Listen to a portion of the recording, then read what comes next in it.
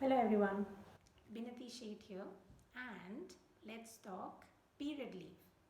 So, Zomato announced how people can avail 10 days of period leave if they feel like they need the period leave. And the reason I say people is because they are also including transgenders along with women in the mix of individuals who can avail the period leave. And to me, this is welcome news.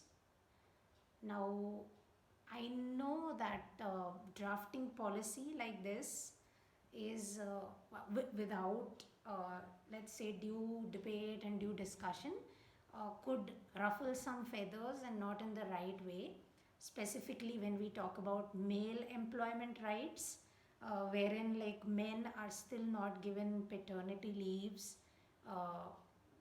And women themselves are not given sufficiently long paid maternity leaves, right?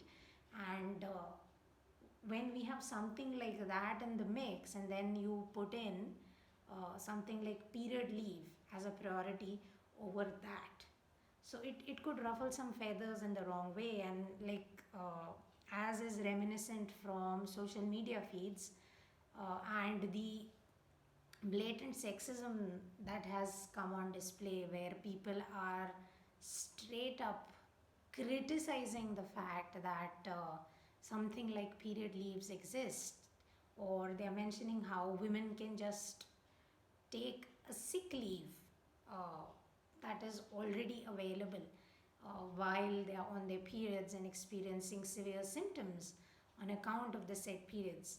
All of that is being mentioned. Some go to the extent of saying how modern women are weak, and modern women are uh, too whiny or whatever. And fine, you can believe whatever you want, but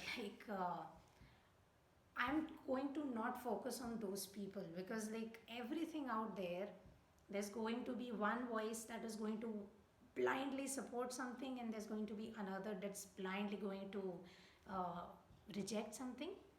And I'd rather be in the middle of both of those. So let's be objective about this and talk about why period leaves are a good move, in the sense that uh, this is going to sound like some sort of a promotion.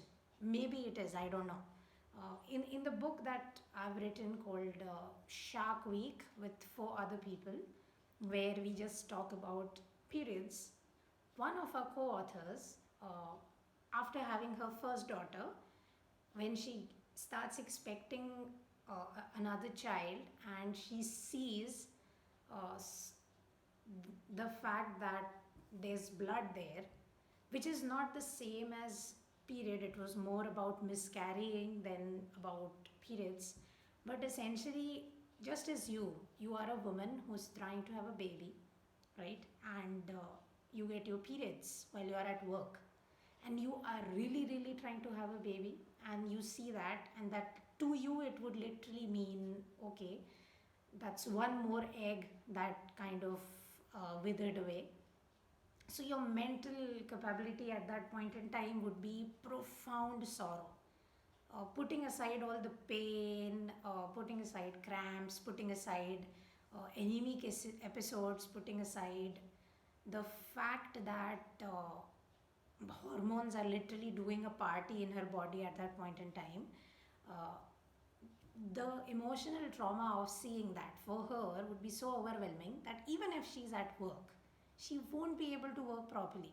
Okay, and this is just an example. This doesn't happen with all women, but it does happen. So you're not forcing someone, but someone is being at work when they're not at their full productive selves.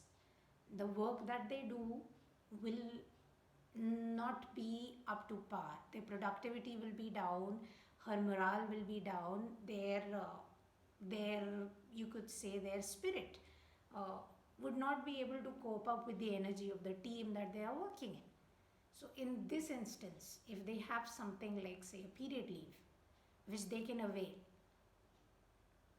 once a month or twice a month, or whenever it is they feel the need to, because there are 10 throughout the year that they can take, it would be a respite to them. Because when you say take the sick leave, you are legitimately implying that having periods, which is something that is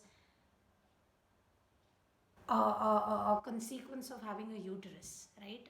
Whether you're a man, whether you're a woman or a transgender person, if you have a uterus, you're going to have periods. So when you say that you having your period, having some, you could say, mm, pain or whatever it is because of the periods equals to sickness, that is legitimately wrong.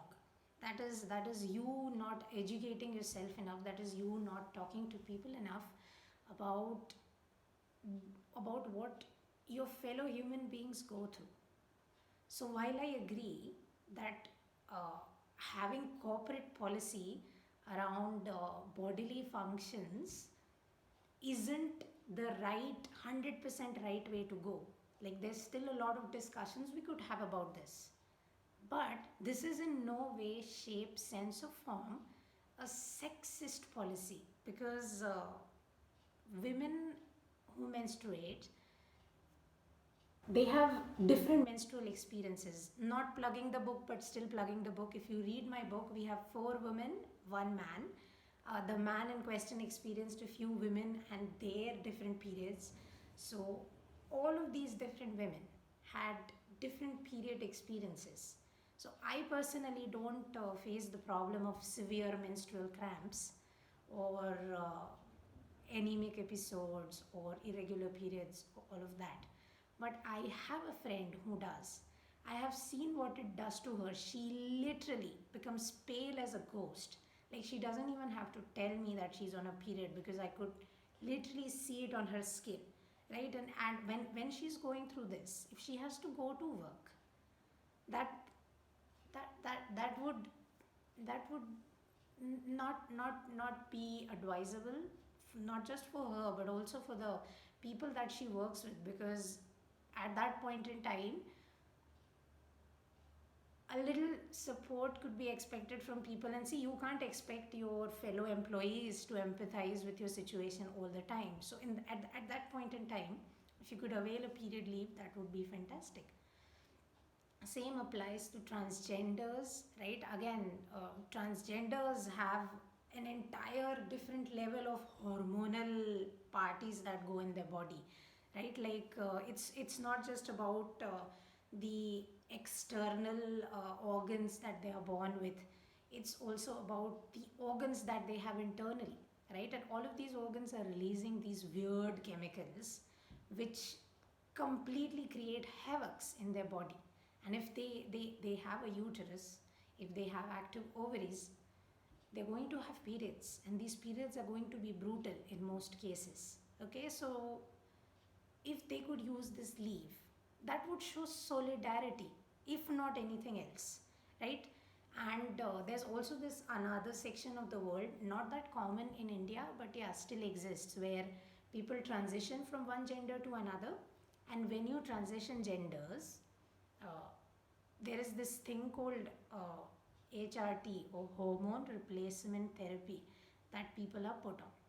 So if someone is transitioning into a woman, and while they might not have the physical manifestation of a period, the the hormonal manifestation of it will definitely happen, right? So there's a lot of conversations that need to happen around these kind of topics before we just blatantly, write them off as this is sexist policy, this is not going to help women, and the equality movement, or all of that. So my final message would be like, educate yourself a little bit more and be willing to have this conversation whenever the option to have the conversation opens up. But so far, I'm pretty happy with this announcement, and more power to all of us. Thank you so much for listening in. And yeah, written a book called Shark Week. It's about menstruation, and how stigma surrounding menstruation can just, fuck off essentially. So buy our book and let me know. Thank you so much. Bye bye.